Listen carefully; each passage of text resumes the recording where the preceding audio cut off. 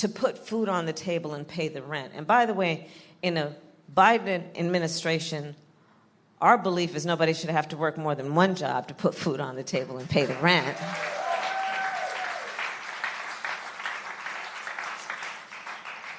But how people might have prepared, knowing that most American families don't have more than $1,000 in savings, how they might have prepared, how small businesses might have prepared.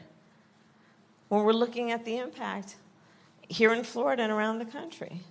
I joke, but seriously, how we might have prepared just to buy an extra couple of rolls of toilet paper those days, right? But they sat on this information, and now we are looking at the pain and the loss that so many people have suffered.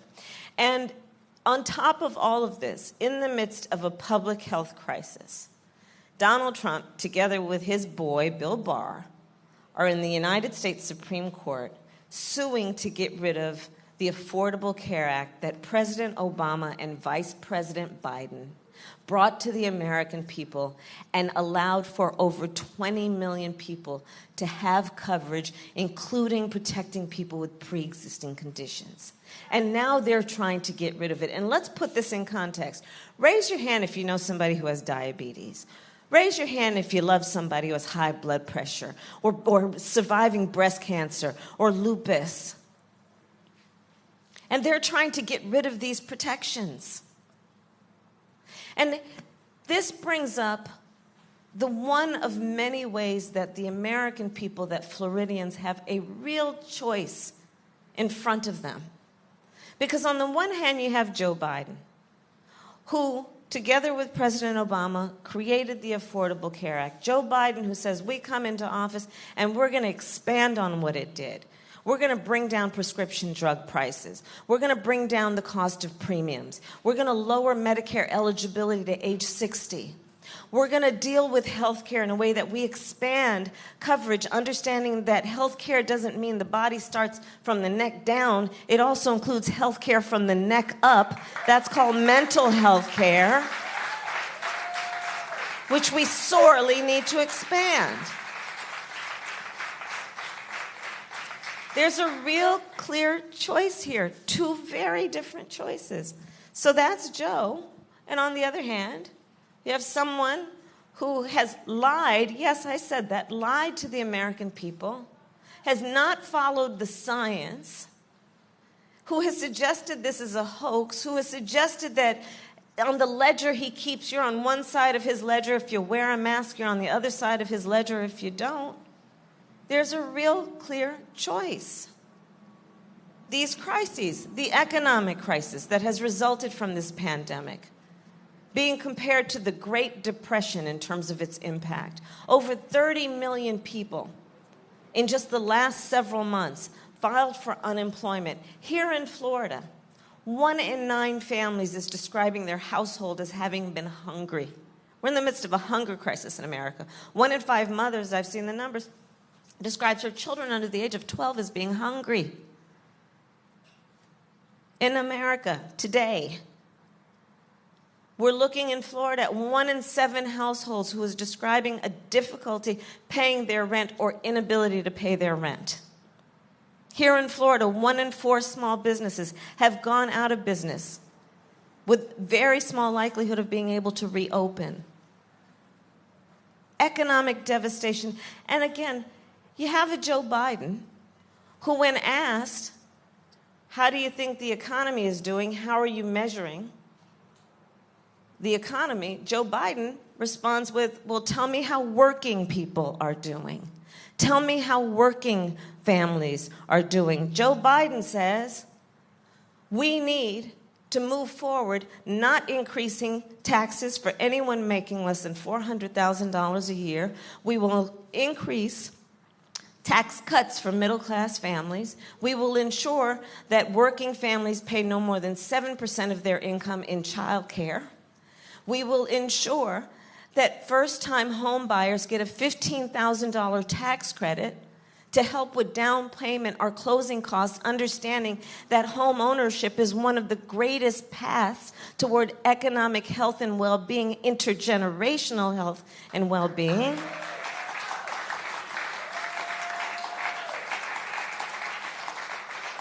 That's how Joe thinks about the economy. On the other hand, you have Donald Trump, who, when asked how is the economy doing, asks the question, how's the stock market doing? Asks, how are rich people doing? Which clearly is what motivated what he considers to be one of his greatest achievements, was a tax bill that they passed benefiting the top 1% and the biggest corporations in America, leading to a $2 trillion deficit that everyone else will have to deal with. Well, I'm going to tell you something. Broward County, we're going to do everything we can over these next 3 days, and God willing, we are going to win this election, and Joe and I are about to get rid of that tax cut.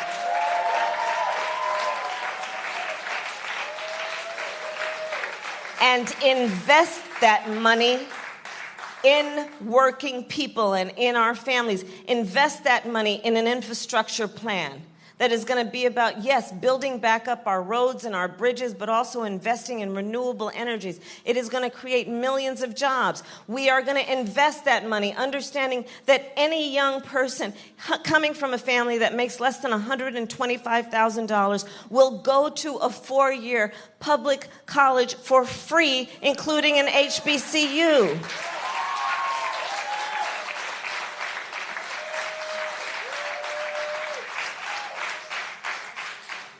Because that's how we build up, and as Joe likes to say, build back better.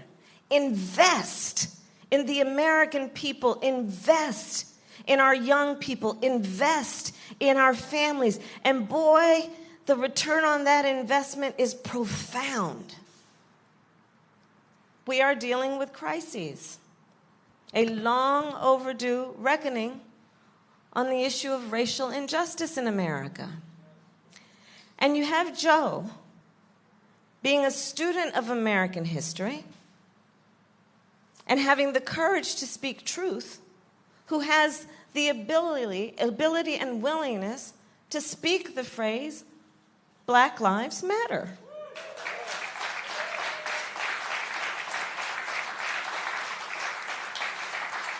Joe, who says we must speak truth no matter how difficult it may be for some to hear. We must acknowledge racial disparities. We must acknowledge what the virus has highlighted. For example, in our healthcare system, when African Americans and Latinos are 3 times as likely to contract the virus and twice as likely to die from it. When Black women are 3 to 4 times likely to die in childbirth as compared to other women. When our Native American brothers and sisters have the highest rates of diabetes of any population in our country. We must speak truth about these things and address them with the motivation being that we have to have a society that is built on a respect for the concept of equality and reaching equality through initiatives that are about achieving equity. On the other hand, you have Donald Trump, who, on the debate stage in the first debate, we all remember, refused to condemn white supremacists, and then went on to double down and talk about stand back and stand by. And I think it's really important to put this in context and to understand a pattern we have witnessed. A pattern that started before he was running for president, where he questioned the legitimacy of the first Black president of the United States, where on the issue of Charlottesville, where there were peaceful protesters protesting racial injustice in America. A young woman died in that protest. And on the other side, there were neo-Nazis wearing swastikas, carrying tiki torches, spewing racial and anti-Semitic slurs. And the President of the United States says there were fine people on both sides. The President of the United States, who has called Mexicans rapists and criminals, who, as one of his first orders of business, put in place a Muslim ban. And here's the thing. We are better than this. We are so much better than this. And the thing about who we are as Americans and as a people is we know that the real measure of strength is not measured based on who you beat down. It is measured based on who you lift up.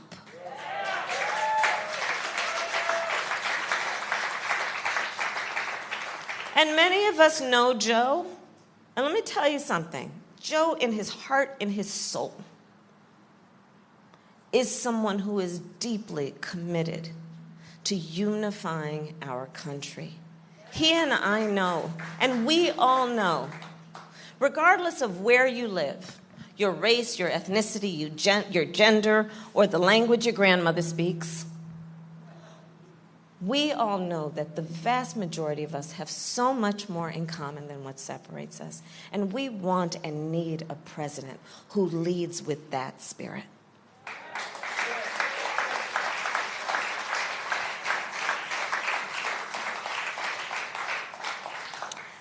And on the list of crises, Florida knows this well, we are dealing with a climate crisis. It is undeniable. You know, I come from California.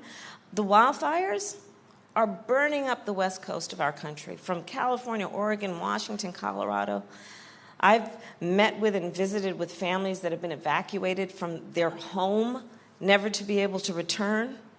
I have visited with firefighters that are putting out fires while their own homes are burning. My brother-in-law is a firefighter.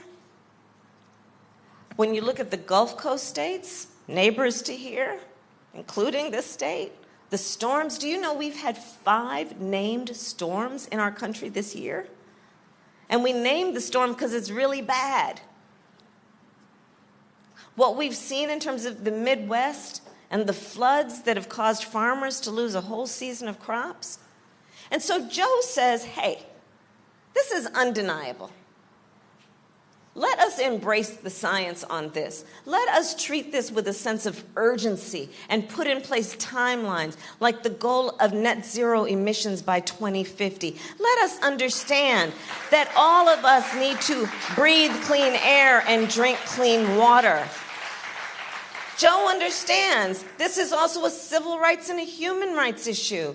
When you look at the fact that in all of the jurisdictions of poor air quality in our country, in 70% of them, it's people of color who live there. Joe understands that when we talk about this crisis, there is a moment of opportunity in this crisis, which is to invest in renewable energies, invest in wind turbines and solar paneling, invest in building up the skills of America's workforce to take on the jobs that are necessary to confront this crisis, and investment in our infrastructure, which will create millions of jobs. Joe understands that. On the other hand, you have Donald Trump, who, when he was asked about the wildfires in California, so the journalist asked something along the lines of, so Mr. President, these wildfires are happening, people are suffering, and the scientists are telling us there's a connection between this and the extreme weather conditions and human behaviors that have contributed. The President of the United States of America, who is also the Commander-in-Chief of the United States of America, responded by saying, science doesn't know. Science doesn't know. This is what the President of our country said. And so here's the thing, Mr. President, science does know. And so does the major scientific magazine, which has endorsed Joe Biden for President of the United States.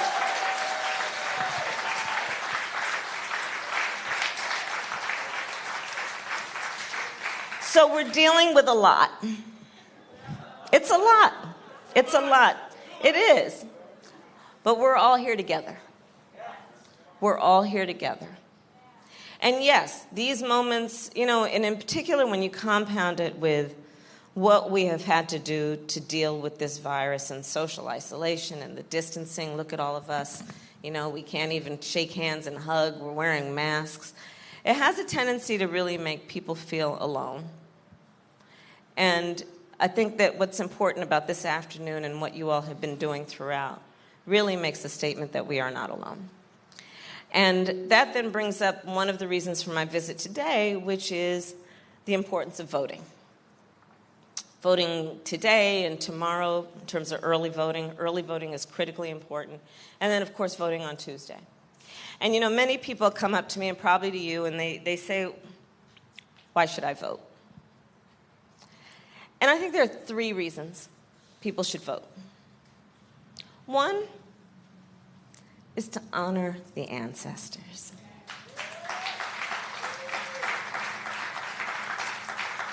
Honor the ancestors. People like a friend of Ted and Debbie and mine, our colleague, the great, great, great American hero, John Lewis.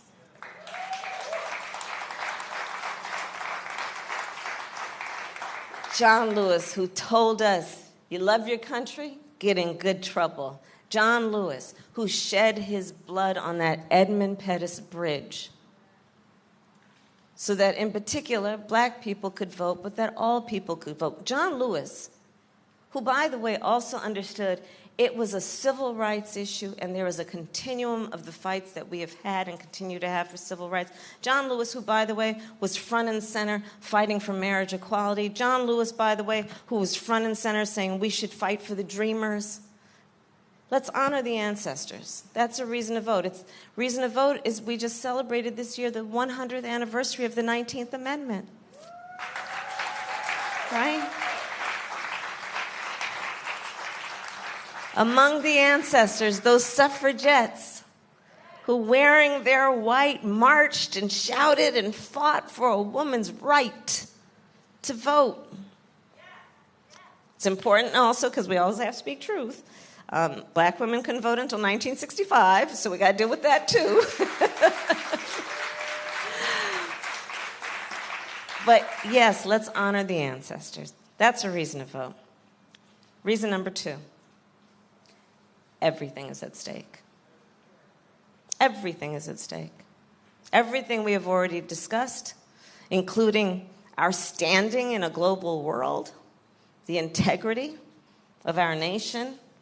One of the things about where we have been and America's strength around the world, yes, we have one of the finest militaries. But our strength also comes from the fact that we were known, for the most part, as being a nation that kept its word. That we knew the difference between our allies and our adversaries. That we honored our commitments, including our traditions, that include a respect and reverence for the rule of law, for the sanctity of one's election system and the need to protect it from foreign interference, things like that.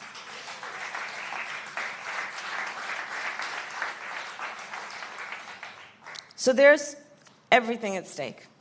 Everything is at stake. Reason number 3. I've been traveling around the country. I was just in Florida, I think a week and a half ago. Been to Georgia, North Carolina. Yesterday I was in Texas. I've been to, they're doing a great job in Texas. I was in Nevada, Arizona, you get the point. Michigan. All over our country, starting in terms of recent history, starting with 2013 when the Supreme Court gutted the Voting Rights Act, where it basically took the teeth out of our ability to protect against states that have a history of discriminating against voters. So back since 2013, probably almost 24 states enacted laws that have been designed to suppress the vote, targeting African-American voters, voters of color, students, Native Americans, you name it. And so much so that in North Carolina, a court that reviewed the law that they passed said it was designed with, quote, surgical precision to prevent, in that case, black people from voting. So we've been seeing this happen. We know all of these, what we've seen here in Florida. I mean, the attempt to make voters confused, the attempt to make it difficult. We've seen around the country. So I was in Texas yesterday in Houston, Harris County. I like that. And in Texas, they're allowing one drop box per county, and in Harris County, there are 11 million people, guys. One drop box. In other states, we're seeing, this thing about if you're going to vote by mail, you fill out your ballot, and then you can put it in one envelope, but don't forget to put it in that second envelope, and then you got to sign that, and then in some states, somebody else has to sign it. All kinds of stuff. We're seeing, the president of the United States essentially took that debate stage and openly encouraged the suppression of the vote. So I bring all this up to say, one has to ask, why are so many important people going out of their way to make it so difficult and confusing for us to vote? And I do believe the answer is because they know our power. They know our power. They know when we vote, things change. They know when we vote, we win. So let's not ever let anyone take our power from us. We know we have the power, that in our democracy, the power is with the people. People ask me all the time, well, what do you think is going to happen the day after the election? I said, look, there is no question that over these last almost 4 years, our democracy has taken a beating. The rule of law, respect for the rule of law, the respect for the independence of the Department of Justice. I mean, I could go down the list, right? No question it has taken a beating. You almost want to think about it like a hurricane hit a house. Yes, some of the shingles have fallen off, but the house is still standing.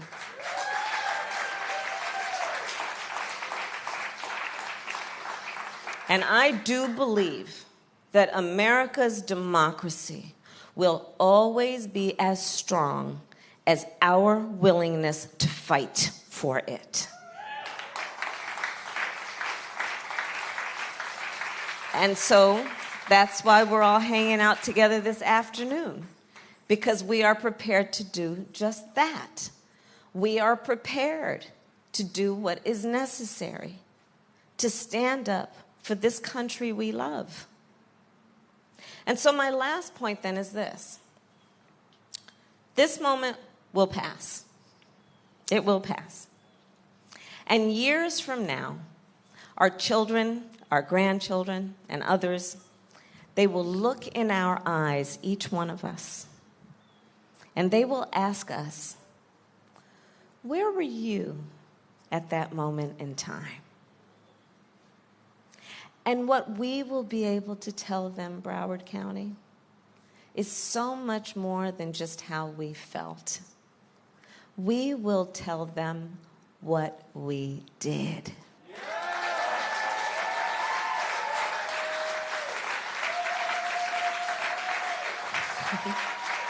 We will tell them what we did. We will tell them we organized, we mobilized. We will tell them we emailed and we texted and we called everyone we knew repeatedly until they got sick of us, but we knew they'd get over it. We will tell them that we reminded people that we are all in this together. We will tell them that we reminded everyone we know of their individual power. We reminded them that the power in our country comes from the people. And we will tell them we elected Joe Biden, the next president of the United States. Thank you, Broward County. Thank you. Thank you. Thank you.